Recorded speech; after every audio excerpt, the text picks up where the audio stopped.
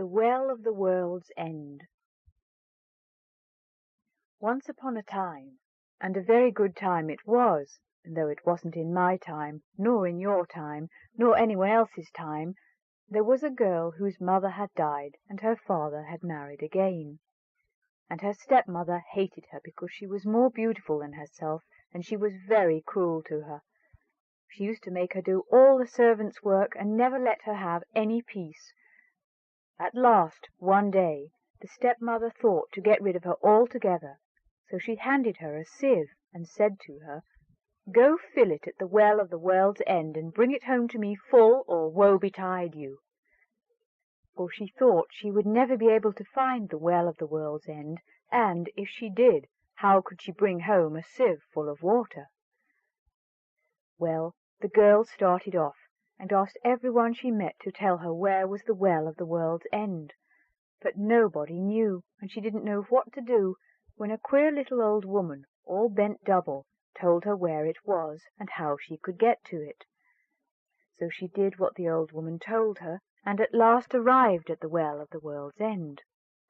But when she dipped the sieve in the cold, cold water, it all ran out again. She tried, and she tried again, but every time it was the same, and at last she sat down and cried as if her heart would break. Suddenly she heard a croaking voice, and she looked up and saw a great frog with goggle eyes looking at her and speaking to her. "What's the matter, dearie?" it said. Oh dear," she said. "My stepmother has sent me all this long way to fill this sieve with water from the Well of the World's End, and I can't fill it, nohow at all." "Well," said the frog, "if you promise me to do whatever I bid you for a whole night long, I'll tell you how to fill it." So the girl agreed, and then the frog said, "Stop it with moss and daub it with clay, and then it will carry the water away." And then it gave a hop, skip, and jump, and went flop into the Well of the World's End. So the girl looked about for some moss, and lined the bottom of the sieve with it, and over that she put some clay, and then she dipped it once again into the Well of the World's End, and this time the water didn't run out, and she turned to go away.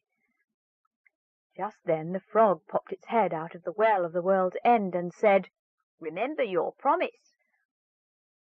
"All right," said the girl, for, thought she, "what harm can a frog do me?" So she went back to her stepmother and brought the sieve full of water from the Well of the World's End.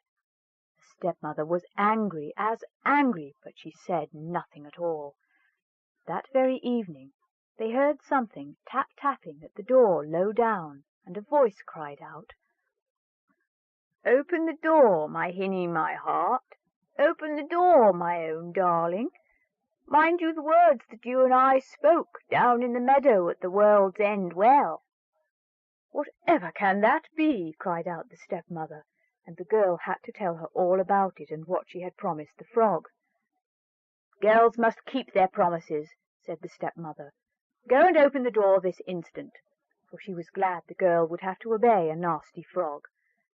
So the girl went and opened the door, and there was the frog from the Well of the World's End. And it hopped, and it hopped, and it jumped till it reached the girl, and then it said, "Lift me on to your knee, my hinny, my heart. Lift me to your knee, my own darling. Remember the words you and I spoke down in the meadow by the World's End Well." But the girl didn't like to, till her stepmother said, "Lift it up this instant, you hussy. Girls must keep their promises." So at last she lifted the frog up to her lap, and it lay there for a time, till at last it said, "Give me some supper, my hinny, my heart. Give me some supper, my darling. Remember the words you and I spake in the meadow by the Well of the World's End." Well, she didn't mind doing that, so she got it a bowl of milk and bread and fed it well, and when the frog had finished it said, "Go with me to bed, my hinny, my heart. Go with me to bed, my own darling. Mind you the words you spoke to me down by the cold well so weary." But that the girl wouldn't do, till her stepmother said, "Do what you promised, girl. Girls must keep their promises. Do what you're bid, or out you go, you and your froggy." So the girl took the frog with her to bed, and kept it as far away from her as she could.